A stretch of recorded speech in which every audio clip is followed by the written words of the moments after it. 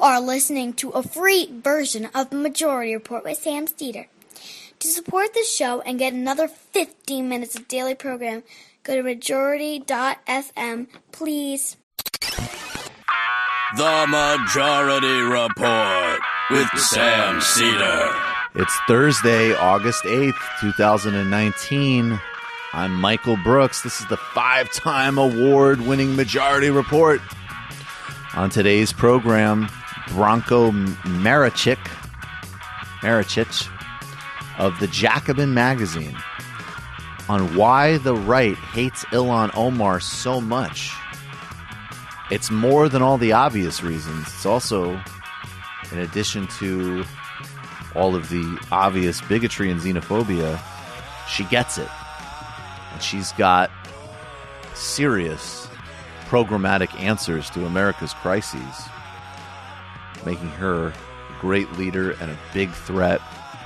ICE agents raid work sites in Mississippi, arrest 680 people in the largest single state immigration enforcement action in U.S. history. The children of these undocumented immigrants have been relying on strangers for food and shelter because, of course, it is so urgent that we terrorize people at a food processing plant in Mississippi. I feel safer already. I know. Doesn't everybody? You can just ease up a little bit. Speculation that a long-standing pattern of reprisals from companies for complaints about labor violations.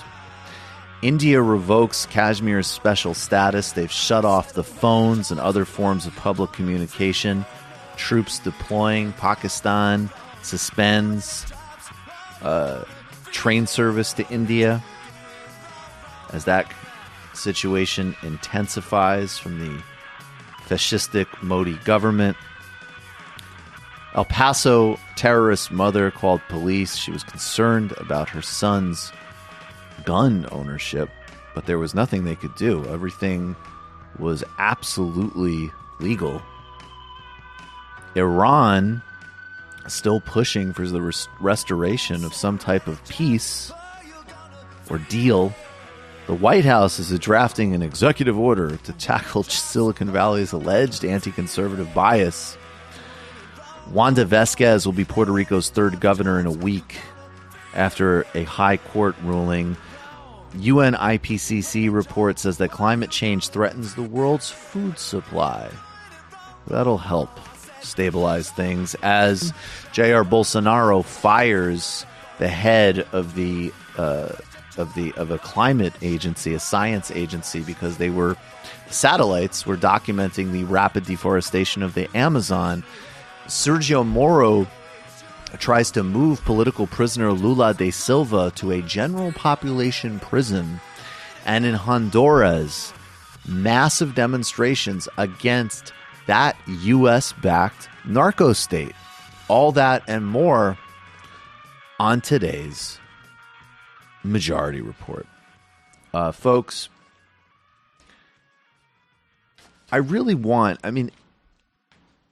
it is so important to get really basic humanity stuff, team human, non-human, when it comes to these immigration cases. There's any number of policy debates about immigration. Obviously, I am on the very much left of immigration, by which I mean everybody that lives here now and has lived here should be immediately granted status, citizenship, period. Crossing the border should not be a criminal offense. Should be, if anything, a minor civil one. Should be totally decriminalized. The United States, as well as, by the way, the Europeans, should follow all international law that they have signed up to on refugees. And more broadly, we need to address the security state and climate policies that are driving so much accelerated migration across the world. There's still going to be borders. And in fact, many countries, as of now, and in fact, many countries on the receiving end of, as an example, U.S. foreign policy are quite interested in how to have a open fluid relationship with the rest of the world in terms of travel, trade, commerce, and exchange. But they actually would like their sovereignty to be respected by his U.S. foreign policy, as an example. So I say this because these debates can get very abstract and very, very quickly in ways that really have nothing to do with the debates that are taking place and the urgent response to what is happening from this administration and from ICE right now.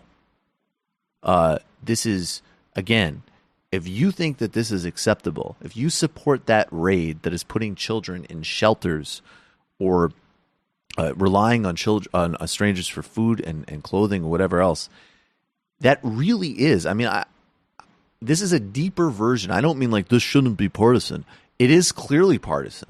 And in fact, maybe it should have been more partisan because Democratic leaders helped set the stage for this through their own policy sets. But this is human or not. If you support this, you are not a fully paid up member of the human race. And I wanted to highlight, and again, that is not every single policy issue that you could have about immigration. That one is, to be really clear. And this one also is.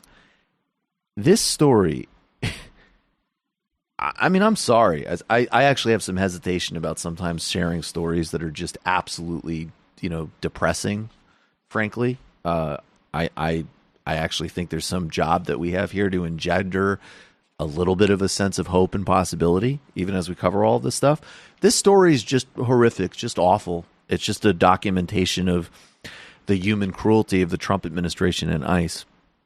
An Iraqi man who was born in Greece came to the United States as a child and was apparently never properly documented. 6 months old. I don't know. Sneaky. Yeah, very sneaky. Grew up here, worked, never caused any problems. Nothing. He was deported to Iraq. The man is an American. He doesn't speak Arabic. I don't think he'd ever even been to Iraq before, let alone live there. Well, this man died because he wasn't able to access insulin for his diabetes. This is just pure, raw, uncut human cruelty. And again, anybody who would defend this is not human. I want to make, because again, I keep wanting to make that distinction. You might hear some people say, well, I got a different idea about borders than you, or I have some different thoughts about X, Y, and Z. And again, I am of the school that the left in general needs to be able to argue effectively, hear different viewpoints, and so on. Not because of persuasion, but frankly because of how the project is branded. But this stuff is outside of the bounds of human. Again, these policies, whatever ICE person did this has a death on their hands. The Trump administration has a death on their hands. The chain of command here, and anybody who touched this should be exposed personally and, facing trials for the rest of their life. Just obscene. Here is a video of this man who died. Sir, what are you doing here? Jimmy L. Dawood, I was deported 2.5 weeks ago. Speak up, please. I've been in the United States since 6 months old, and just 2.5 weeks ago, immigration agent pulled me over, said I'm going to Iraq, and I refused. I said I've never been there. I've been in this country my whole life, since pretty much birth. I missed birth by 6 months, and they refused to listen to me. There was an Agent Kamaj. The Department of Homeland Security is located on 333 Mont Elliott, Detroit, Michigan, 48207. Agent Kamaj, I'm not sure about the other one, if his name is Deet or what his name is, but they just wouldn't listen to me. They wouldn't let me call my family, nothing. They just said, you're going to Iran, and your best bet is to cooperate with us. That way we're not going to send you off, or we'll put you on a commercial flight. I begged them. I said, please, I've never seen that country. I've never been there. However, they forced me. I'm here now. And I don't understand the language, anything. I've been sleeping in the street. I'm diabetic. I take insulin shots. I've been throwing up, sleeping in the street, trying to find something to eat. I got nothing over here, as you can see. I was kicked in the back a couple days ago, claiming to get off the guy's property. I was sleeping on the ground. He claimed it's his property. I begged him. I said, please, sir, I've never seen this country. I don't understand language. Nobody speaks English. I don't. I'm sorry. I apologize. I don't really know how to move from that. It's evil. It's evil. It's evil. I shouldn't swear. Sorry. It's evil. I don't. If you are defending that, you're not a human being. You need to save yourself. You need to access your humanity. And the people who did that, that really is some Nazi, I'm following orders stuff right there. The level of sociopathy and cruelty and grotesqueness of the policy set, and then the fact that, those guys are probably just hitting a quota. Getting a thrill, getting a kick out of the fact that, whatever distracts them from their miserable lives, they can just go and just destroy somebody's life. Go home to a cigar and Hannity. It's absolutely disgusting. And it's outside. It's not human. I'll keep repeating it. There needs to be, and again, that is the stuff. That's one of the reasons also that I really do recommend that you specify that those rhetorical pushes can't be used on every single thing because they are here for certain things. That is Nazi stuff. That is totalitarian. That is murderous. That should be criminal. Every single word you could throw at it. And if there is an ability to prosecute the people who did this, absolutely. I mean, there needs to be, we talk about broader needs for like historical understandings of this country across the board and truth and reconciliation commissions. There's going to need to be a truth and reconciliation commission out of this. Yes. I mean, this is just terrorism directed from the state. And some of it will absolutely be implicated under, the Obama administration too. There's no doubt about it. The entire history of the Department of Homeland Security. Which is a short history. Yeah. This is created after September 11th. There is no broader institutional memory here. This is from the outset, national security state boondoggle that was created to securitize and surveil the Muslim population infinitely above and beyond the bounds of the small and surgical measures you need to take to protect from actual terrorism. And it's been weaponized now to terrorize immigrants across the board and undocumented people. And if you think that your life is safer because you support a policy that murdered this guy, then honestly, the most compassionate thing I could say for you is that you should immediately seek help. And I don't mean that as a polemic. I mean literally, you should seek help. If you experience actual physical anxiety because this man was in your country, you need help. You need urgent help. Not being polemical, not being sarcastic. I mean, as Joe Biden would say, literally, you need help. I will also say this. If you're maxing out donations to Donald Trump, you need to be exposed by Joaquin Castro. 100%. And if you're the CEO of SoulCycle and Equinox, and I don't normally go for these things, but I'll tell you what, guys, cancel those memberships. It hurt Uber. And this guy comes out and he basically tries to, I'm summarizing, but essentially it's like, no, we're doing a Hamptons fundraiser for Trump because I'm a greedy SOB, not because I'm a bigot. I mean, and of course, frankly, being a greedy SOB leads to the same results as what we saw with this man in this indirect ways. Whereas if you are starving the state to give yourself more handouts and money, that's killing people. Yep. So it's the same thing. But I don't know. That just really, maybe we shouldn't start it that way because it's very hard for me to move from that. I'm sorry. But that is one that must be told. It's like those stories. Share that story, guys. There's clips when you see a police officer murder, it's like some of these things, people need to see them. They need to be real about this. This is what gets abstracted.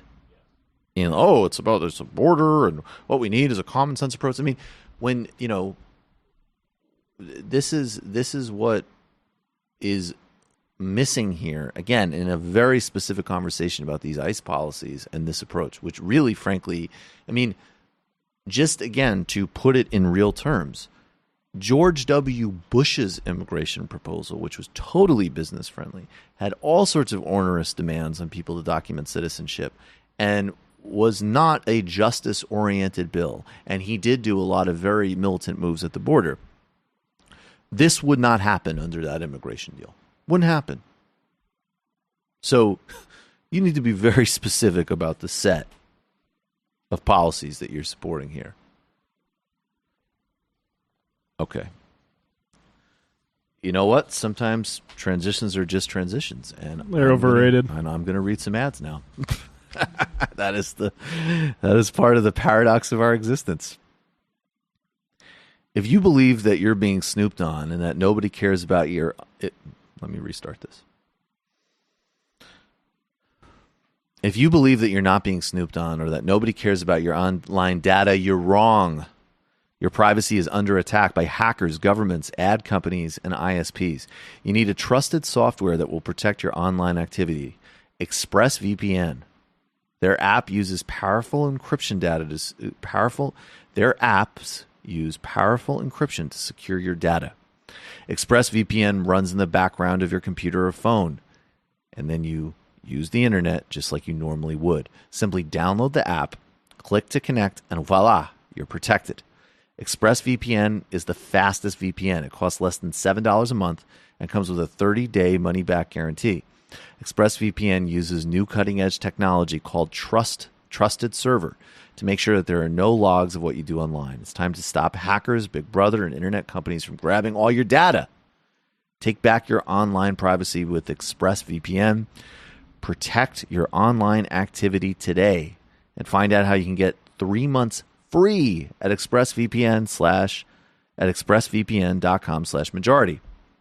That's expressvpn.com/majority for 3 months free with a 1-year package. Visit expressvpn.com/majority to learn more.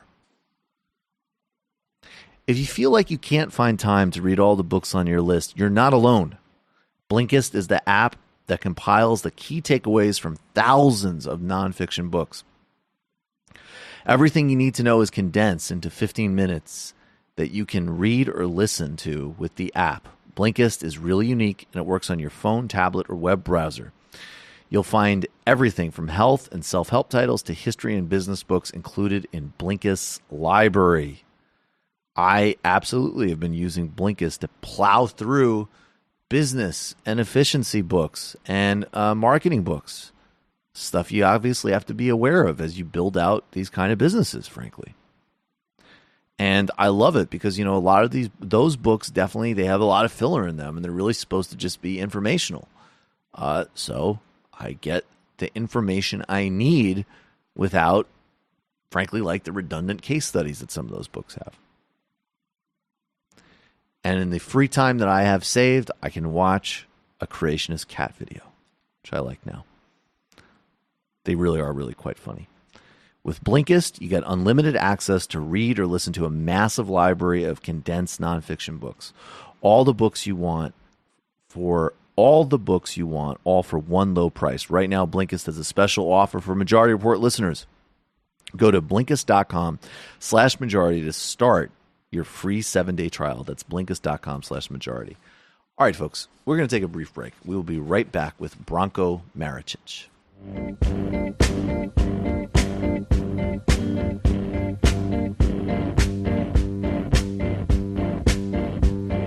America,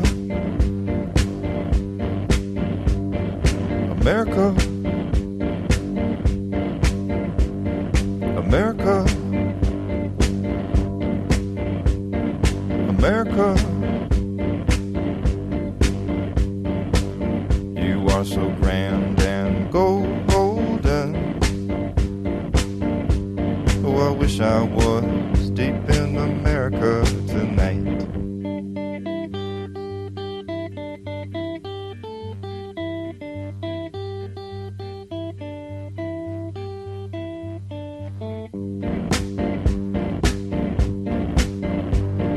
America, America, I watched David Letterman in Australia. Oh, America, you are so grand and golden. I wish I was on the next flight to America.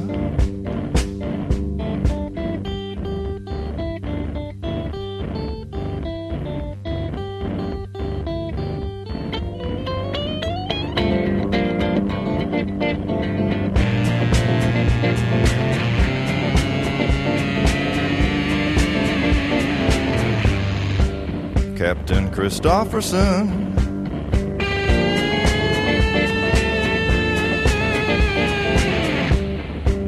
Buck Sergeant Newberry,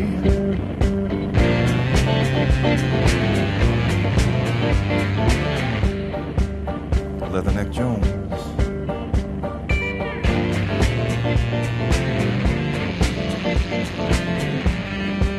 Sergeant Cash. What an army, what an air force, what a Marines, America. I never served my country. Welcome back to the Majority Report. Michael Brooks here. Joining us now is Branko Marcetic. He is a contributing writer at the Jacobin magazine. Branko, thanks so much for doing this. By the way, how did I do? You did well. That was perfect. Maybe the best of anyone who's ever introduced me. That is unbelievable. And now I'm just buttering you up, but I think I know, and I'm going to take it. I'm not going to hear any of your irony. I think everybody. I don't want any tough questioning, so I have to sort of lead with the high praise. I'll be Trumpian. I was like, everybody heard what he said. It was the best introduction. Everybody loved it. Everybody agreed. And by the way, he's a great guy. So Branko, besides, what made you have this great piece, Why the Right Hates Ilhan Omar, and stipulate that there's the obvious reasons. She's Muslim, she wears a scarf, she's African, she's a woman, right? And of course not all people on the right, but obviously a lot of people on the right have bigotries and fixations about these things. But what's the bigger reason, or maybe not the bigger reason, the other reason, the under-examined reason of why they find her to be such a threat? Yeah, well, Omar kind of alluded to this in that New York Times op-ed she wrote shortly after the send them back controversy, where she basically talked about how racism through American history has been used to divide people who otherwise have a lot of stuff in common, share class interests. But it's been used to divide them and to make them feel like they can't partner with people just because they happen to be of a different race or gender or whatever, what have you. And Omar's career has really shown, and I think this is something that she self-consciously kind of really tries to embody, that you can bring people together under a common political project, who, maybe have different backgrounds, who maybe are different in certain, aspects of their identities, but ultimately share a lot of things in common. And Omar, throughout her career, has kind of built these coalitions of voters and supporters, with a combination of, kind of universalist programs like canceling student debt or the National Bill of Rights for renters, for example. So things that really cut across all these different sort of aspects, race, gender, and that kind of thing. But also, specific social justice-oriented stuff. So, trying to make Minnesota a sanctuary state, for instance, or trying to prevent local police from getting their hands on, insane military equipment, that kind of thing. So Omar really, obviously, as you said, she's going to piss off a lot of racist people just by the fact of who she is. But she's also a direct threat to the way that the right tries to use racism to divide working class people. So they can basically just keep working for the 1%, for lack of a better term. Well, quote you quoting her. Throughout our history, racist language has been used to turn American against American in order to benefit the wealthy elite, she wrote. Back to her. If working Americans are too busy fighting with one another, we'll never address the very real and very deep problems our country faces. And so that's exactly right. And it's also interesting because, again, in terms of like sanctuary cities, in terms of serious substantive work on civil rights issues, which I think is to me, I like that framework. Her record will go up against anybody's, right? I mean, as an example, she voted against the ICE funding bill. I mean, that's a very basic vote on whether you are, battling these terrorist immigration policies, right? And at the same time, though, she's not, migrating into like the most toxic version of like the neoliberal pseudo woke discourse, where you are, you're getting like, another version of like, well, okay, we'll cancel student debt, but it's only going to be for certain people. And there's all these different benchmarks that have to be met. And we're actually creating like more division and bifurcation. Not as toxic or as dangerous, obviously, but nonetheless, still not just having a broadened out base where every single human being needs healthcare, as an example. Yeah, absolutely. And, this isn't in the piece, but Omar has really kind of subtly tried to kind of fight against those really reductive approaches to, I guess, looking at politics. When she won a seat in the Minnesota House, she was actually in a three-way race between one person was a 44-year incumbent. She was a woman. I believe one of the first women to get into the Minnesota legislature, but don't quote me on that. But, I think she was kind of a pioneer for her time. And she was also facing up against a Somali American man. And people at the time kind of noted that she had this historic appeal, I guess, that she kind of was she was sort of several firsts rolled into one, right? Because she was a refugee, she was a Muslim, she was a woman. And Omar said, sure,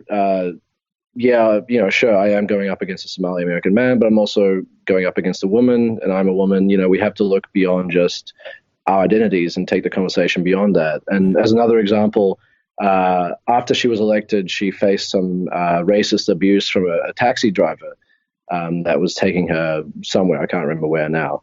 And she actually refused to press charges. And she basically said, we're not going to be able to criminalize hate. We can't get rid of hate by criminalizing it. We have to take other approaches. So I think she very much, based on those kinds of statements, really understands that point that you're making. What is her district like that she represents in the House of Representatives? Right. So there's this idea that because she's a Somali American refugee, a former refugee, her appeal must be, rooted in sort of purely kind of like, I guess, ethnic chauvinism, I guess, for lack of a better term. And I actually got some racist hate mail after writing this. Somebody said basically, the only reason she's there is because that Somali community voted her in. If you actually look at the district, it's not true at all. The district is, I believe, 2/3 white. I mean, it's the most diverse district in Minnesota, but it's Minnesota, but it's still mostly white. Yeah, right, exactly. Yeah, it's as some people say, it's like being the sluttiest nun. So, I mean, the idea that she's only there because she appeals to sort of, one narrow constituency is just completely wrong. And so she actually got compared to Ken Martin, the Democratic Farm Labor chairman, said that she reminded him of Paul Wellstone's 1990 campaign for the Senate. And that was, the Paul Wellstone, I don't know as much about him as I should, and he doesn't necessarily get talked about as much. And if he was a senator today in the kind of ascendant environment, he'd certainly be on the left. He might not necessarily be as, it would have been actually really interesting to see where he would have gone. I think, always to his credit, right before he died in a plane crash in 2002, he did vote against the invasion of Iraq when he was facing re-election, which, as demented as it sounds, was considered to be a pretty politically brave thing to do at the time. But he ran for Senate in 1990 as a college professor, community organizer who had supported and worked in Jesse Jackson's campaigns, had no big donor base, and again, in 1990 was running as like a Midwestern left populist. So there's a lot of credit where credit's due in that race. And could you just maybe talk a little bit more about that very interesting comparison? Because it is a real Minnesota thing to draw the Paul Wellstone, Ilhan Omar connection. Yeah, well, I think the first thing is that both Wellstone and Omar, and countless examples that we can pick throughout history, really kind of gives the lie to this idea that's advanced by people like Amy Klobuchar and a bunch of other commentators, which I'm sure we've all heard these arguments that kind of left-wing ideas don't play well in the Midwest. That it's more about incremental, small reforms, about moderation. Clearly, that is not the case. I mean, Wellstone, as you point out, was considered this stalwart liberal, a liberal lion throughout the time that he was in Congress until he died. Obviously, Omar herself, who is significantly to the left of someone like Amy Klobuchar, she's managed to get multiple victories in the state. And you have a history of socialists winning power in states like Wisconsin and Minnesota, often at the local level, but I think sometimes even at higher offices. So, yeah, I mean, I think part of the comparison to Wellstone as well is the nature of her campaign. She, from all reports, really just dove into the campaign. She knocked on just countless doors. Somebody called her, relentless, because she just never stopped campaigning. She was just always talking to people. And there was one political operative who had predicted that, the max turnout that they could have gotten was something like 5,500 people for that state race. And in the end, they actually ended up turning out a slightly larger number than that. So I think it was something like 5,868 or something along those lines. So, very much a similar approach to what Bernie Sanders is doing on the national level, trying to not just appeal to voters who are going to get out on the day anyway and cast their vote, but actually appealing to people who otherwise might not bother and who have checked out of the political process, particularly at the local level. Part of her outreach was actually appealing to the local university population as well. So that's, I think, sort of where the Wellstone comparison comes from. In terms of an actual proper, real solidarity, right? Like, we've already documented that Ilhan Omar has a very sophisticated understanding of how the use of race and racism has been used, to divide and subjugate the working class and then the racial hierarchies within that. She's totally unafraid on issues of immigration, rights across the board. And then she had this really ambitious, great policy set, canceling student debt, Medicare for all of the things that we need to do in this sort of broader social democratic sense. But one thing that's left out of a fair amount of conversations, and I actually think, it's very much to Bernie's credit. I think Bernie's actually been doing some really significant things on foreign policy. I think it's credit. I mean, again, he's the only candidate for calling to free Lula as an example. That's a major issue.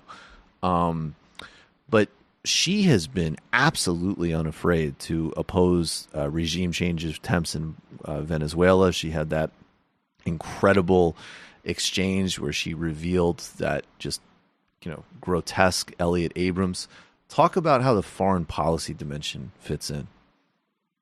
Yeah, I mean, is it any wonder when you think back to some of that stuff why this woman pisses the right off so much? I mean, that grilling of Elliot Abrams. I mean, I think most people, hadn't seen something like that in U.S. politics for a very long time. If well, yeah, I mean, I can't remember something similar happening, in recent years. I mean, she didn't just unquestioningly kind of challenge him on his record of war crimes and really kind of point out what an awful man he is, but at the same time challenge these long established kind of precepts of foreign policy in the U.S. and also kind of broke this silence, the idea of civility that you're not meant to tell a guy who's a war criminal that he's a war criminal. That's uncouth. But beyond that, and also I would say at the state level, when she was in the state house, she had sponsored a provision that was going to ban military aid to Honduras, for example, which obviously has been mired in sort of all manner of chaos after the 2009 Obama-backed coup there. Right. But the other part of it is that the whole idea behind the hate towards her and the kind of smears that are launched against her is that, first the claim is that she's an anti-Semite, but also it's this idea that she's kind of this alien force, that's kind of basically a foreign terrorist. She's kind of working at the behest of some shadowy international movement of Muslims. And the hilarious thing about that is that, basically, it's the Trump administration that is really the one that's beholden to a foreign power. When Omar got elected, Omar and Rashid Tlaib and others, Al Arabiya, the Saudi-owned state newspaper, published a piece basically calling Omar and Tlaib, Muslim infiltrators. Which this is coming from a Muslim country, a Muslim theocracy, in fact, or a very repressive one. But they were accusing her of being this sort of infiltrator. And of course, as we know over the past few years, forget Russiagate. I mean, Trump has been far more deferential and servile to Saudi Arabia in power, to the point where, you've got Saudi officials spending just throwing money at his hotel. Rex Tillerson, the former Secretary of State, was basically fired from what reports say because of his opposition to Saudi Arabia's conflict with Qatar. You could go example after example. And of course, this isn't unique to Trump. Successive presidents, including Obama, Bush, they were all very, Bush notoriously so, they were all very deferential to Saudi Arabia. Deferential that word is not even accurate to really describe how nicely and favorably they treated that country.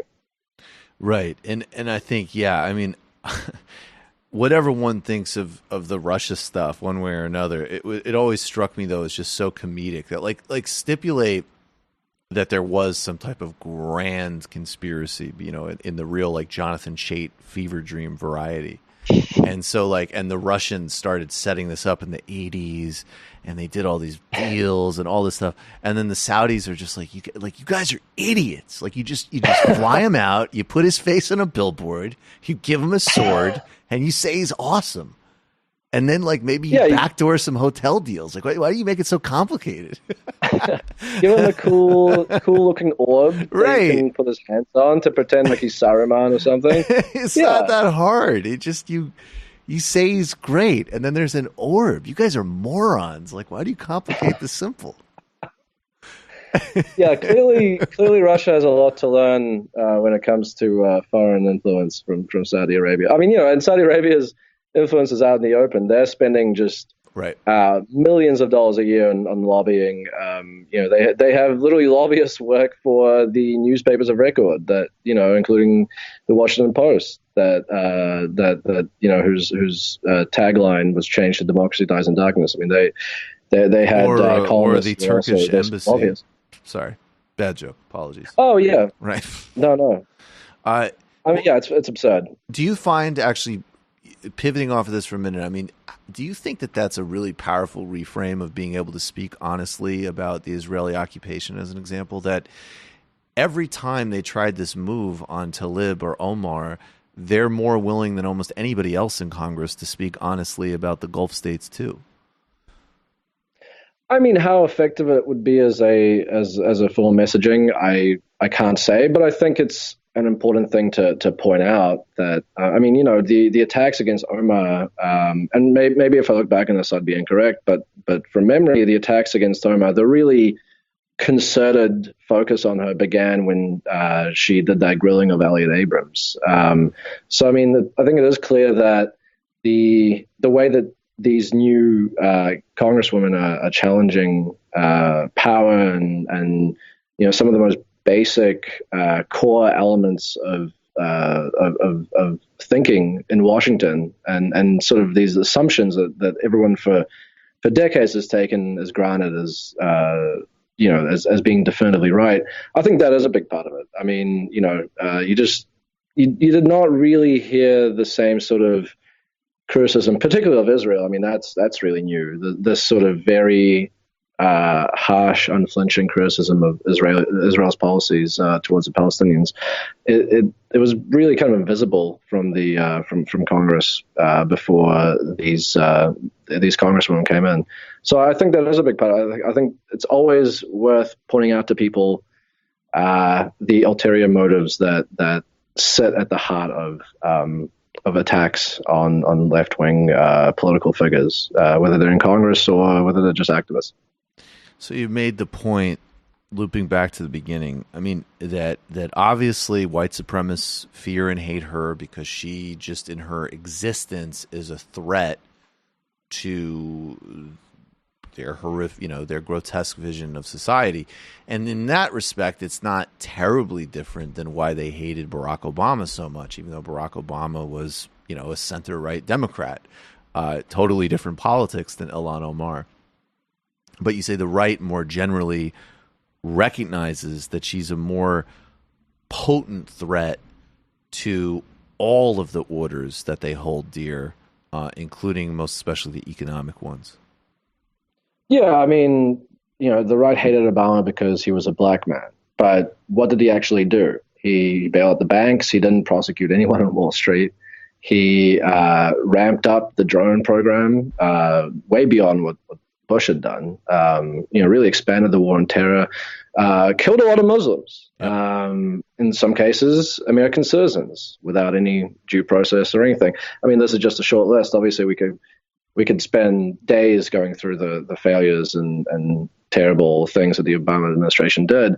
But yeah, ultimately, the hatred of Obama by the right was partly completely irrational and partly a strategy that by never giving in and never giving him really any sort of kudos or victory, it was a way to drag him and push him further right, which worked. With Omar, however, it's not just the fact that they hate her because of who she is. Unlike Obama, she really is someone who is using her position to challenge power, particularly the sort of some of the warped kind of worldview that exists in Washington, D.C. So she's a much bigger threat. I mean, in many ways, she's, kind of all the terrible, ugly stereotypes and conspiracies they had about Obama, that they feared that, he was going to,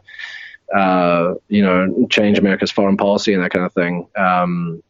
That's a lot more accurate about Omar. Obviously not the really racist stuff, but, just the stuff about fundamentally reshaping how Washington works.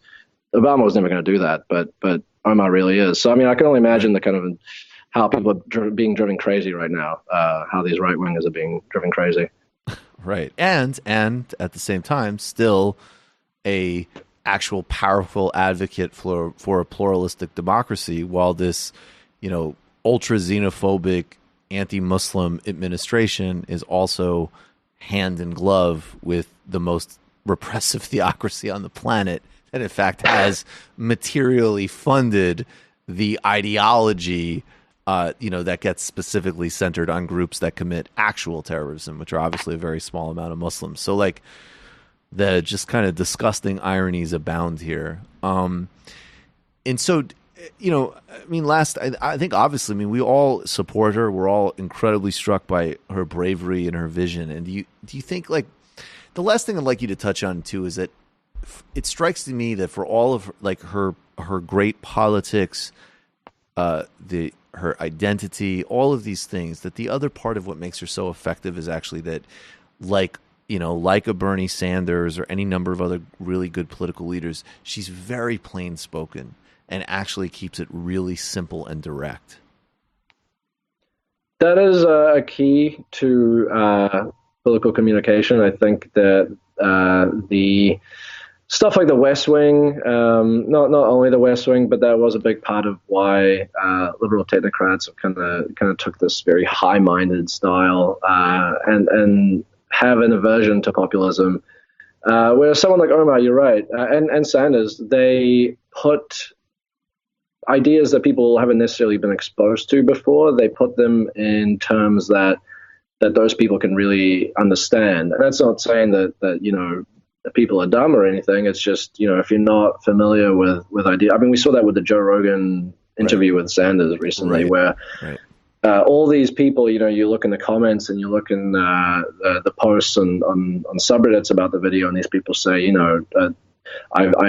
I've only sort of gotten these sound bites of Sanders. Now I hear him actually talking, and I realize he's actually not that radical and that he has a lot of good ideas.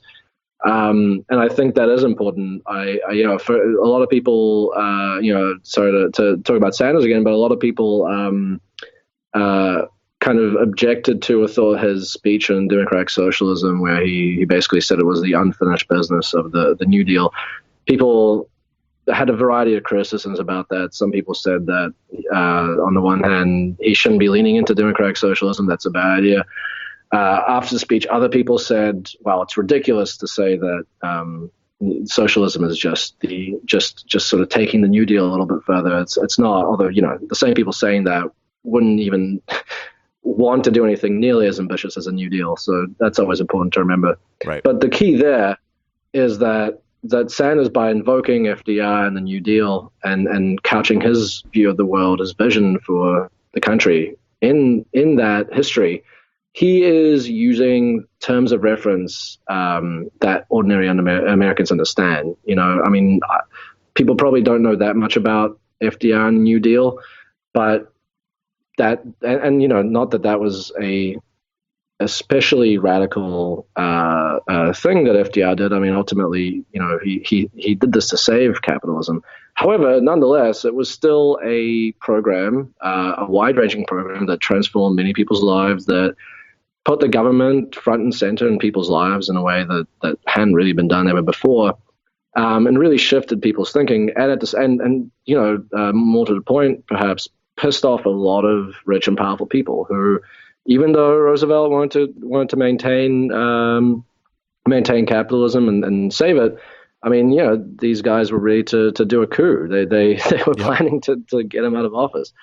So I think, I think Omar and Sanders, I think both of their successes in electoral politics are, I think, a good role model for people, any future, whether politicians or activists. And, how do you bring people over to your side? And as you say, using direct language that is rooted in the experience of the constituents you're trying to win over, I think is a key.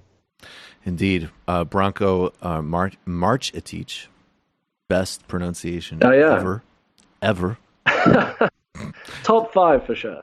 Well, oof. All right, that gets a little trickier when we're talking about the world of podcasts getting into the top 5. That could be, that was very sneaky, Branko. That could be really either very good or very bad. The piece is, well, the interview's over. I downgraded you after this. Now you can mess around. See, now you're doing Trump. I make deals. It's like, you know what? I'm smart. I praise up front. I condemn after because I'm smart. Why the Right Hates Ilhan Omar. Great essay in the Jacobin. You can read all of Branko's really smart essays in the Jacobin. Branko, thanks so much for doing this. Hey, thanks for having me on. Thanks. All right, folks. We got to get to the fun half. I will say, we're not going to go very long on this fun half. On my next Thursday, I always have to reset. Next Thursday, we'll go to what I guess is our new normal time. But man, when I started on this show, we could end at about 1:45. 2 o'clock was normal to slightly pushing it, and if it went to 2:10 or 2:15, it was like that was a long show. That's about when I started too. That was even when you started, right? Yeah. I mean, 1:45 was already done when you started. Yeah, no, I don't remember. I think 1:45. I mean, that wasn't. 2 o'clock was like we're about 2 done. o'clock. Like 2 o'clock. 2:10, We're about done. Now it's like, I mean, now what's crazy is I feel like we're inching towards 3, basically. Yeah. Right?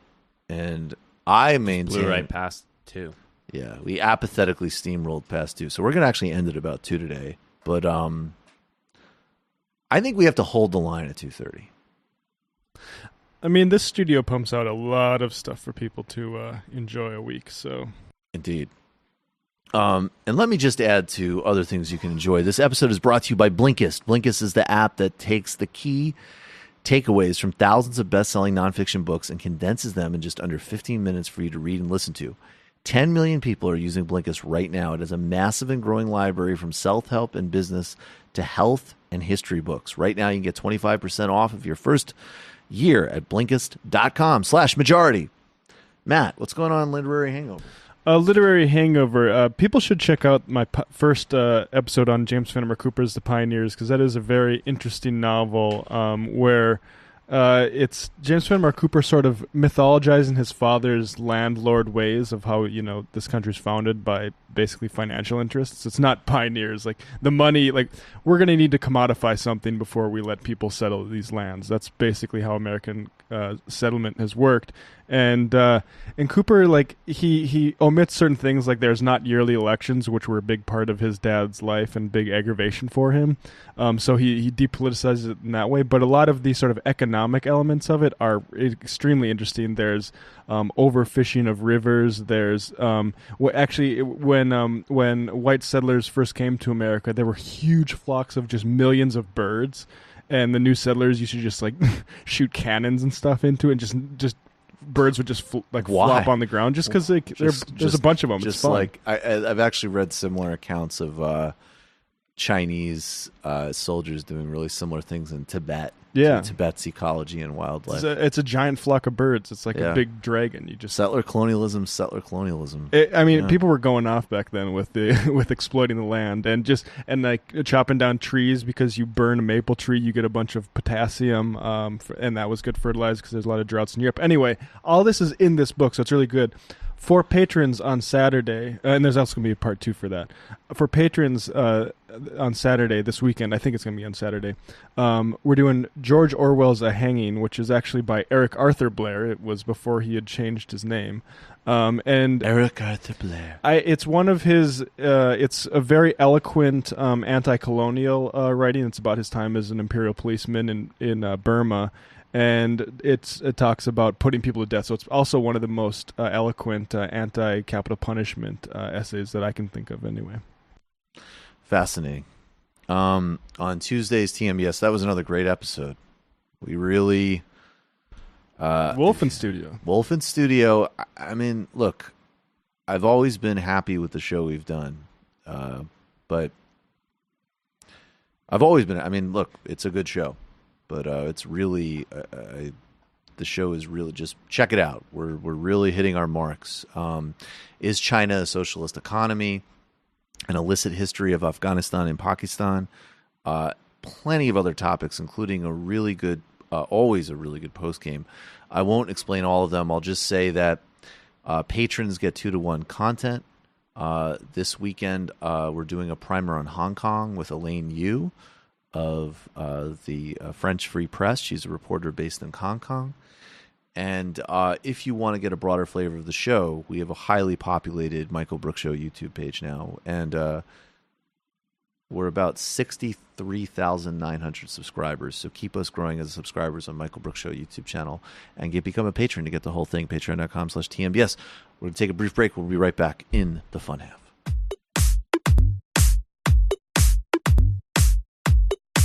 Left is best. Jamie and I may have a disagreement. Yeah, you can't just say whatever you want about people just because you're rich. I have an absolute right to mock them on YouTube. He's up there buggy whipping like he's the boss. I am not your employer. You know, I'm tired of the negativity. I'm sorry, I didn't mean to upset you. You're nervous? You're a little bit upset? You're riled up? Yeah, maybe you should rethink your defense of that, you fucking idiots. We're just going to get rid of you. All right. But dude, you want to smoke this joint? Yes. Do you feel like you are a dinosaur?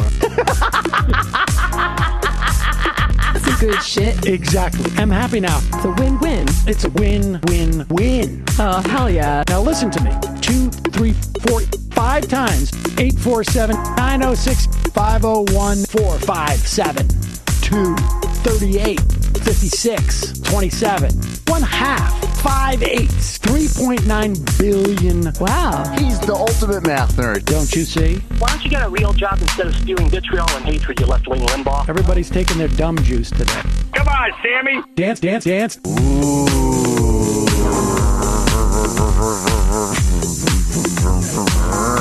Rand Paul. I had my first post-coital scene with a woman. I'm hoping to add more moves to my repertoire. All I have is the dip and the swirl. Fine, we can double dip. Yes, this is a perfect moment. No. Wait, what? You make under $1 million a year. You're scum. You're nothing. Excuse me? Fuck you, you fucking liberal elite. I think you belong in jail. Thank you for saying that, Sam. You're a horrible, despicable person. All right, gonna take a quick break. I want to take a moment to talk to some of the libertarians out there. Take whatever vehicle you want to drive to the library. What you're talking about is jibber jabber. Classic. I'm feeling more chill already. Good. Donald Trump can kiss all of our asses. Hey, Sam. Hey, Andy. You guys ready to do some evil? Hitler was such an idiot. That guy might be a Nazi. Agree. No. Death to America. You. Yes. Wow. Wow, that's weird. No way! Unbelievable. This guy's got a really good hook. Throw our hands up. Ooh. Wow. But Sam, I gotta get off. No worries. Let's. I want to just flesh this out a little bit. I mean, look, it's a free speech issue. If you don't like me... Hey, shut up! Thank you for calling into the Majority Report. Sam will be with you shortly.